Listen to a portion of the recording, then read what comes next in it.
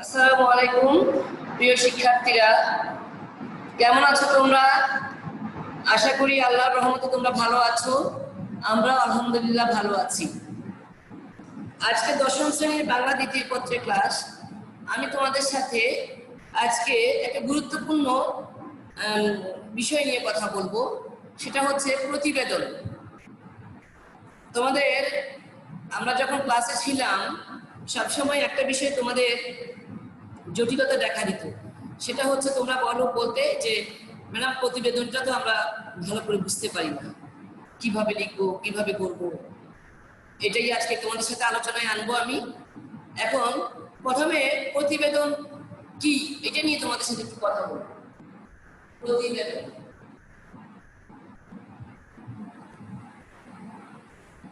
শিক্ষার্থীরা, আজকে প্রতিবেদন হচ্ছে একটা রিপোর্ট, যেটাকে ইংলিশে বলা হয় রিপোর্ট। যে রিপোর্টের অর্থ হচ্ছে বিবরণী বা বিবৃতি, কোনো একটা নির্দিষ্ট বিষয় সম্পর্কে বিবৃতি দেওয়া, বিবরণ দেওয়া, এটাই হচ্ছে প্রতিবেদন। এখন কোনো ঘটনা সম্পর্কে একটা তথ্যভিত্তিক বর্ণনা, কোনো ঘটনা সম্পর্কে, কোনো বিষয় সম্পর্কে একটা তথ্যভিত্তিক বর্ণনা হচ্ছে প্রতিবেদন। আর এই তথ্যভিত্তিক যে বর্ণনা বা তদন্তভিত্তিক যে বর্ণনা, এটাকে বলা হয় সাধারণ প্রতিবেদন। এই প্রতিবেদন প্রকারভেদ আছে। প্রতিবেদন সাধারণত 3 প্রকার: সংবাদ প্রতিবেদন, সাধারণ প্রতিবেদন, কারিগরি প্রতিবেদন।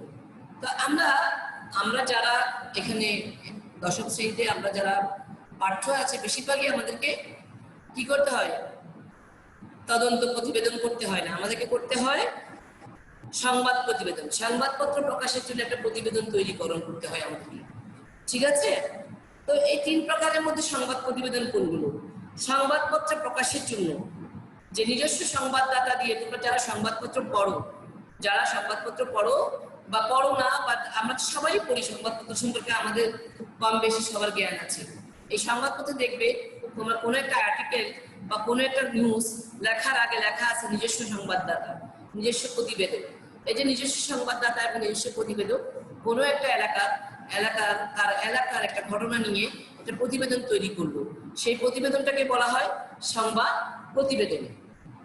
আমরাও তৈরি করি সংবাদ প্রতিবেদন, এবং তোমরা ক্লাসে 9-এ করেছো, দশমের শুরুতে করেছো, যার জন্য তোমাদেরও কিছু সম্যক জ্ঞান আছে। সাধারণ প্রতিবেদন, এই সাধারণ প্রতিবেদনটা হচ্ছে প্রতিবেদনের পরিধি। তাহলে সাধারণ প্রতিবেদন হচ্ছে প্রতিবেদনের পরিধি বিস্তৃত। সেটা সমিতি বা কোনো সংস্থার তদন্ত রিপোর্ট হতে পারে, বা কোনো ঘটনার তদন্ত রিপোর্ট হতে পারে, কোনো হত্যাকাণ্ড, কোনো দুর্ঘটনা, যেটা বলা যায় তদন্ত করবে, আমরা তদন্ত প্রতিবেদন জমা দিয়েছি। এই ধরনের কথা তোমরা অহরহ শুনতে পাও। যে কোনো ঘটনা, যেগুলো রহস্যময় ঘটনা হোক, গুরুত্বপূর্ণ ঘটনা হোক, সেগুলো কিন্তু তদন্ত হয়। কোনো হত্যাকাণ্ড হোক, এগুলো তদন্ত হয় এবং তদন্তে একটা প্রতিবেদন, লিখিত প্রতিবেদন দাখিল করা হয়। এগুলো হচ্ছে সাধারণ প্রতিবেদন। এরপর আসো কারিগরি প্রতিবেদন।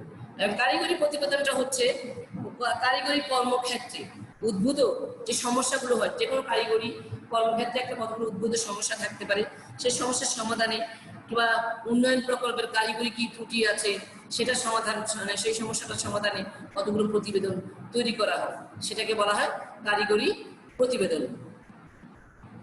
উল্লেখিত 3টা ছাড়াও প্রতিবেদনে আরো শ্রেণীকরণ আছে, যেগুলো কোনো কোম্পানির প্রতিবেদন, যে কোনো নির্বাহী অধিদপ্তরের প্রতিবেদন, কোনো বিশেষ প্রতিবেদন, এভাবে প্রতিবেদন লিখতে হয়। এবং এটা আমাদের দৈনন্দিন চলাচলের ক্ষেত্রে অফিসিয়াল, অফিসে বা যে কোনো অফিসে এই প্রতিবেদন তৈরি করতেই হয়। তো আমাদেরকে যে কারণে তোমাদের সিলেবাসভুক্ত প্রতিবেদন আছে, এবং এই প্রতিবেদন আমরা আজকে জানবো। প্রতিবেদনের বৈশিষ্ট্য কি হতে হবে? প্রতিবেদন তৈরি করার আগে এর বৈশিষ্ট্য সম্পর্কে আমরা কিছু জানব। যেমন যে কোনো প্রতিবেদনের একটা পরিকল্পিত রূপরেখা থাকতে হবে, পরিকল্পিত রূপরেখা থাকতে হবে। যেমন কোনো আঙ্গিক, তার গঠন, যেটা নিয়ে তোমাদের সবসময় সমস্যা হয়, যেটার আঙ্গিক গঠনটা কতটুকু হবে, এটার আঙ্গিক গঠন কৌশলটা কেমন হবে।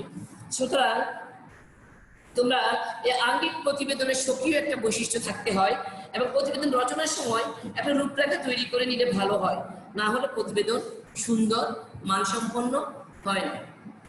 যথাযথ সংহত ভাষা হতে হবে।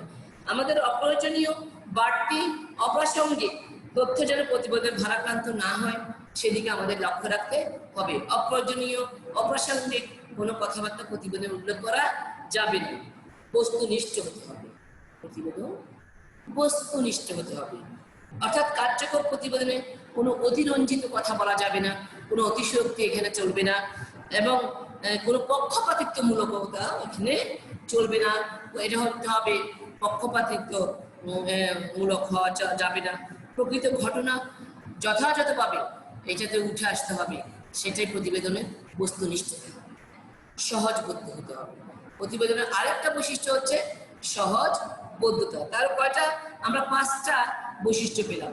এক হচ্ছে প্রতিবেদনের 5টা বৈশিষ্ট্য। এক হচ্ছে পরিকল্পিত রূপরেখা। পরিকল্পিত রূপরেখা। সহজবোধ্যতা। সহজবোধ্যতা। বস্তুনিষ্ঠ।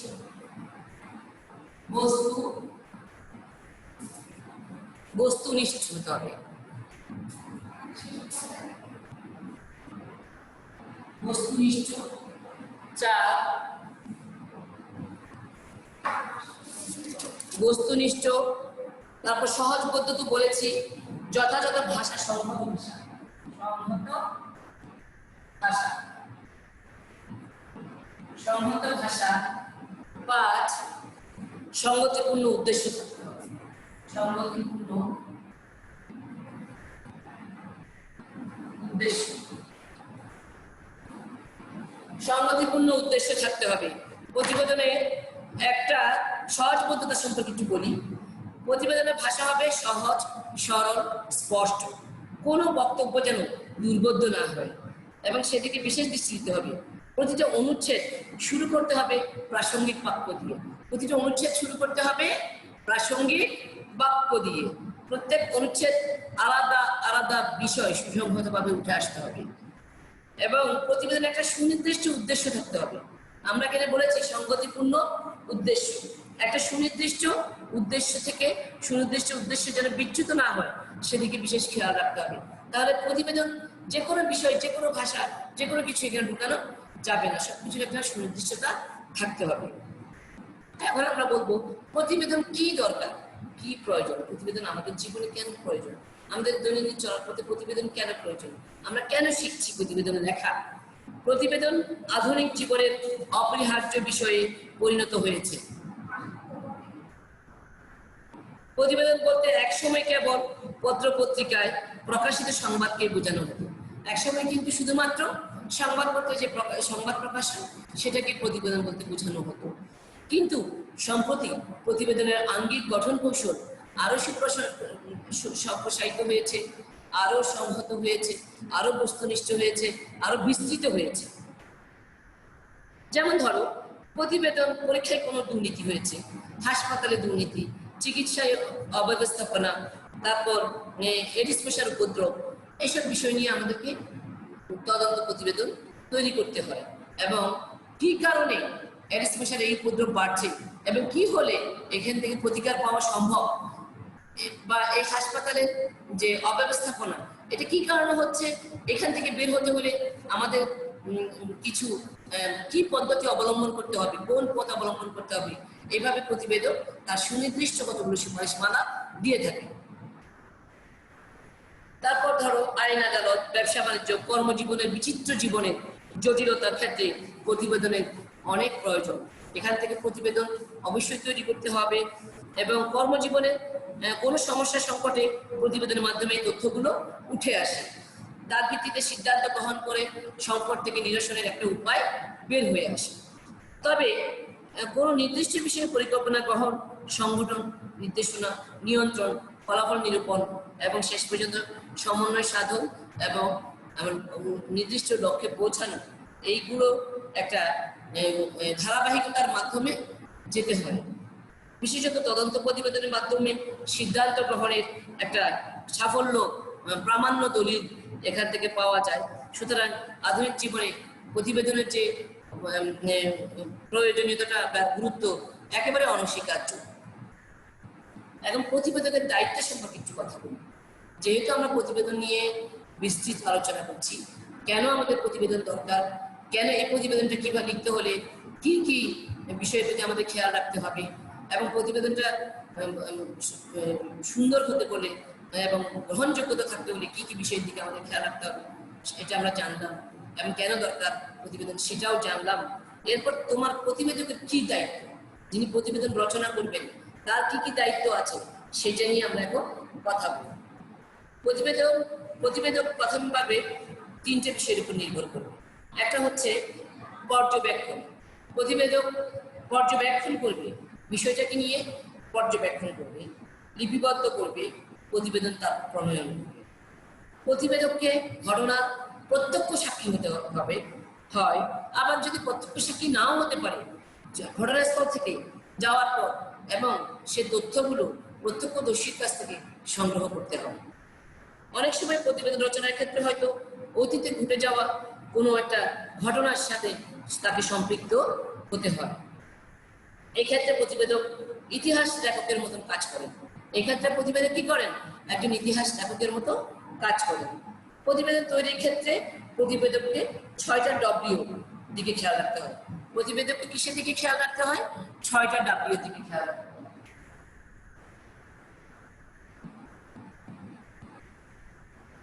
কয়টা W?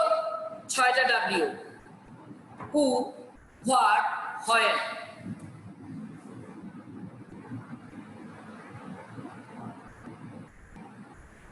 Who, what, when, where, why, where, why, how.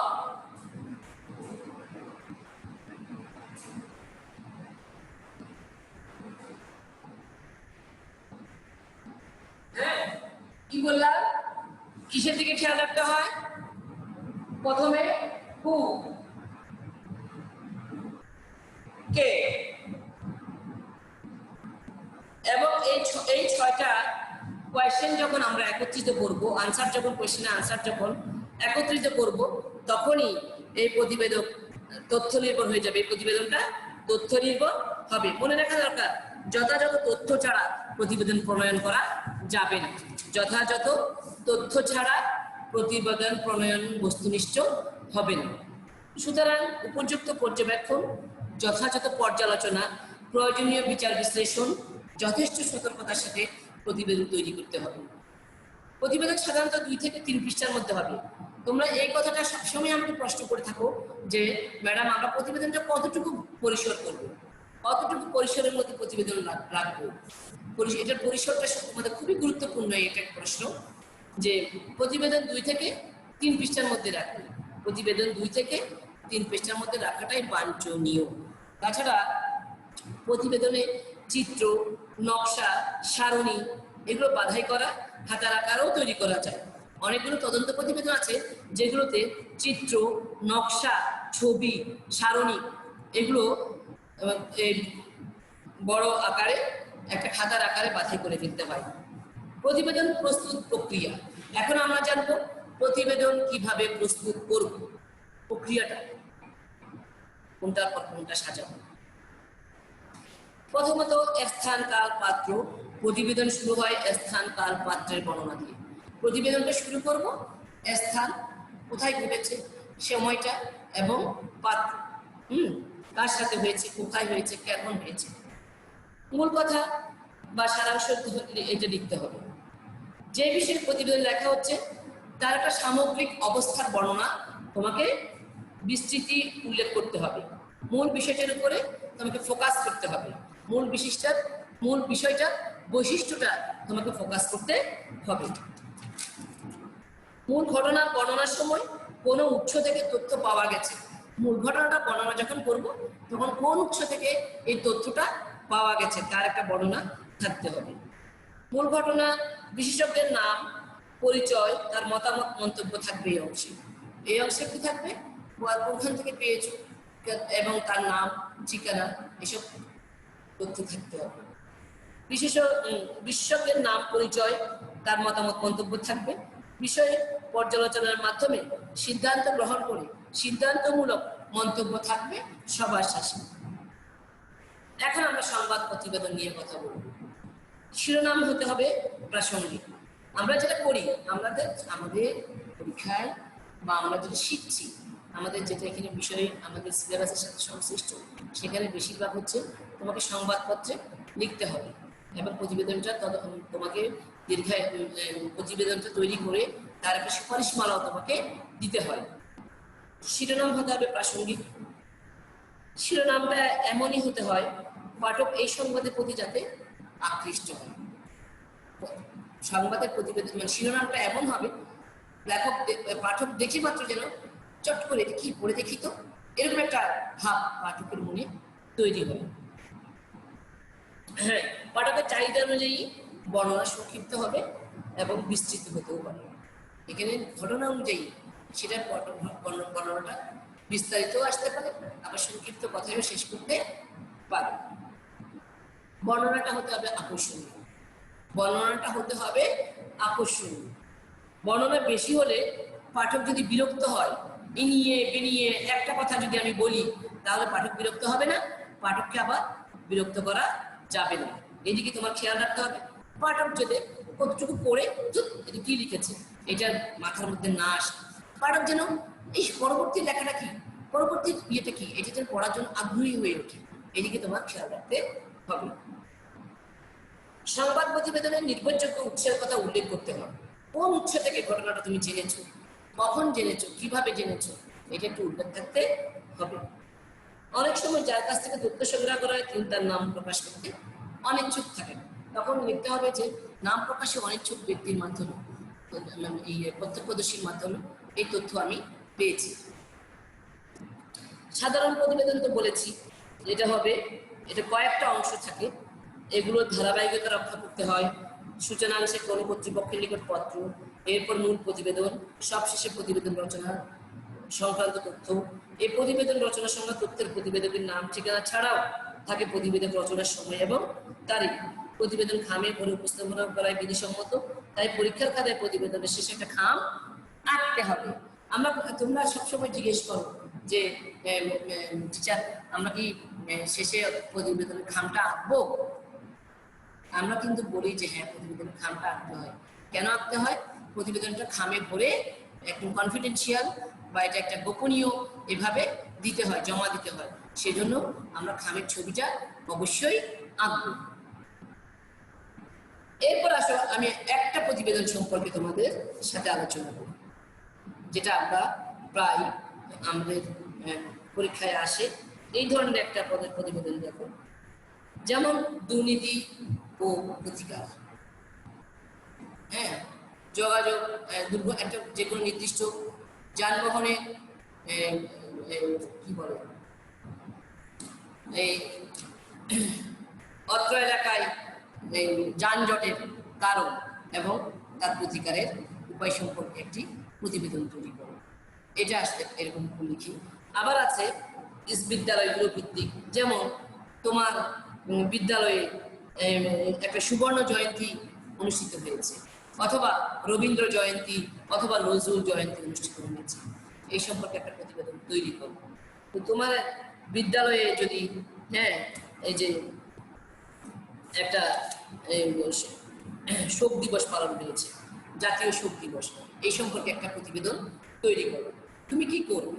একটা জাতীয় শোক দিবস প্রতিবেদন সম্পর্কে যদি তুমি প্রতিবেদন তৈরি করো, যে প্রধান শিক্ষকের আদেশের ভিত্তিতে করছো, তখন তোমাকে করতে হবে যে বরাবর প্রধান শিক্ষক, চট্টগ্রাম ব্যবজা public school and college, Karnaphuli EPZ, Chattogram, বিষয় লিখবে জাতীয় শোক দিবস পালন উপলক্ষে প্রতিবেদন। সেখানে তোমাকে যে আদেশটা করা হয়েছে সেই সূত্রটাও তুমি উল্লেখ করতে পারো। যেমন একটা সূত্র যে আমরা বলি যে ব্যবজা পাবলিক স্কুল, তারপরে একটা সূত্র নাম্বার যে 5/5/2022 8/2020। এভাবে জনাব ব্যবসা পাবলিক স্কুল অ্যান্ড কলেজে জাতীয় শোক দিবস পালন উপলক্ষে একটা প্রতিবেদন তৈরির জন্য আদিষ্ট হয়ে আমি নিম্নরূপ প্রতিবেদন উপস্থাপন করছি। তারপর তুমি শিরোনাম দিলে ব্যবসা public school and college Karnaphuli EPZ কর্তৃক জাতীয় শোক দিবস পালন। এটা হচ্ছে একটা শিরোনাম। যথাযথ ভাব গাম্ভীর্যপূর্ণ মর্যাদার সাথে গত 15 আগস্ট 2020 তারিখে চট্টগ্রাম জেলার ব্যবসা পাবলিক স্কুল অ্যান্ড কলেজের সরকারি উচ্চ বিদ্যালয় কলেজে পালিত হলো জাতীয় শোক দিবস। শোকার্ত পরিবেশে পালিত এই দিবসের মূল অনুষ্ঠান ছিল আলোচনা সভা। শোকার্ত পরিবেশে এই দিবসের মূল অনুষ্ঠান ছিল আলোচনা সভা। প্রধান শিক্ষকের সভাপতিত্বে অনুষ্ঠিত এই সভায় প্রধান অতিথি হিসেবে উপস্থিত ছিলেন ব্যবসা কর্তৃপক্ষের ব্যবসা কর্ণফুলী ইপিজেডের এই যে মহা ব্যবস্থা বিশেষ অতিথি ছিলেন স্কুলের প্রধান শিক্ষক এবং আরো অতিথি ছিলেন ব্যবসার আমাদের স্কুলের দায়িত্বপ্রাপ্ত মহাব্যবস্থাপক, ম্যানেজার অপারেশন। এইভাবে তোমরা সংবাদ লিখবে। তারপরে প্রধান অতিথি তার ভাষণে বলেছেন, বাঙালি জাতির জীবনে যে অল্প কয়েকজন মানুষ ইতিহাস সৃষ্টি করেছেন তাদের মধ্যে অন্যতম হচ্ছে জাতির জনক বঙ্গবন্ধু শেখ মুজিবুর রহমান। মুক্তিযুদ্ধের সময় তার আহ্বানে জেগে উঠেছিল সমগ্র বাঙালি জাতি। 30 লক্ষ বাঙালি রক্তে রঞ্জিত এই বাংলা তিনি হয়ে উঠেছিলেন একটা মুক্তির প্রতীক, প্রেরণার উৎস। কিন্তু 15 আগস্টের ভয়াল রাত্রিতে আমরা সেই অবিসংবাদিত নেতাকে হারিয়েছি। 1975 সালে 15 আগস্ট সামরিক বাহিনীর কতিপয় বিপদগামী সদস্যের হাতে সপরিবারে নিহত হন বঙ্গবন্ধু শেখ মুজিবুর রহমান এবং তার পরিবারের 18 জন সদস্য। উপজেলা আমাদের এই প্রসঙ্গে আমাদের বিশেষ অতিথি বিদ্যালয়ের দায়িত্বপ্রাপ্ত অফিসার বলেন, পৃথিবীর খুব কম নেতাই বঙ্গবন্ধুর মতন এমন ঈর্ষণীয় জনপ্রিয়তা লাভ করতে পেরেছিলেন। যোজন যোজন দূরে স্বাধীনতার স্বপ্নকে তিনি বাস্তবে রূপায়িত করেছিলেন। স্বাধীনতার এই বাস্তবায়নের এই কারিগর এই 1975 সালের 15 আগস্টে নির্মমভাবে নিহত হতে হয় ঘাতকদের হাতে। এই জন্য এই দিনটিকে আমরা জাতীয় শোক দিবস হিসেবে পালন করে থাকি। সভাপতির সমাপনী বক্তব্যে প্রধান শিক্ষক বলেছেন, 15 আগস্ট আমাদের জাতীয় জীবনে একটা কালো অধ্যায়। এই দিনটি দেশের 16 কোটি মানুষের বেদনার সঙ্গে স্মরণ করি আমরা। আলোচনার শেষে 15 আগস্টের শহীদদের স্মরণে মিলাদ মাহফিলের আয়োজন করা হয়। এই উপলক্ষে সরস্বতী কবিতা পাঠের আসরও ছিল এবং চিত্রাঙ্কন প্রতিযোগিতাও ছিল এবং 15 আগস্টের উপর নির্মিত প্রামাণ্য চিত্র প্রদর্শনের ব্যবস্থাও ছিল। সর্বশেষে একটা ভোজের মাধ্যমে এই অনুষ্ঠান শেষ হয় এবং আমরা এই অনুষ্ঠানে শেষ হওয়ার আগে একটা পুরস্কার বিতরণ নিচ্ছক কচিকাচাদেরকে আমরা পুরস্কারের মাধ্যমে এই অনুষ্ঠান শেষ করি। এবার প্রতিবেদকের নাম, ঠিকানা, প্রতিবেদক তৈরির স্থান, সময় এখানে উল্লেখ করবে এবং একটা খাম আঁকবে। ঠিক আছে? আজকে এই পর্যন্ত আমরা মোটামুটি প্রতিবেদন সম্পর্কে আমার মনে হয় তোমাদের অনেক সুস্পষ্টতা তোমরা জানতে পেরেছো, সুস্পষ্ট হয়েছে তোমাদের কাছে ধারণাটা, এবং প্রতিবেদন তৈরি করতে আমাদের এখন আর কোনো রকম সমস্যার সৃষ্টি হবে বলে আমি মনে করি না। আমার শিক্ষার্থীরা, আমার 10ম শ্রেণীর শিক্ষার্থীরা যাদেরকে তার সাথে আমার ক্লাস সময় হয়, তারা নিশ্চয়ই এই ভিডিওটা দেখে বা এই ক্লাসটা দেখে অনেকটাই তোমরা স্পষ্ট হয়ে যাবে এবং তোমাদের কাছে এবং তোমরা লিখতে প্রতিবেদন তৈরি করতে অনেকটাই সমর্থ হবে বলে আমি আশা করছি। আজ এই পর্যন্ত তোমরা, এরপরে তোমাদের সাথে আমার দেখা হবে অন্য ক্লাসে অন্য কোনো বিষয় নিয়ে। এই পর্যন্ত আজকে। আল্লাহ হাফেজ।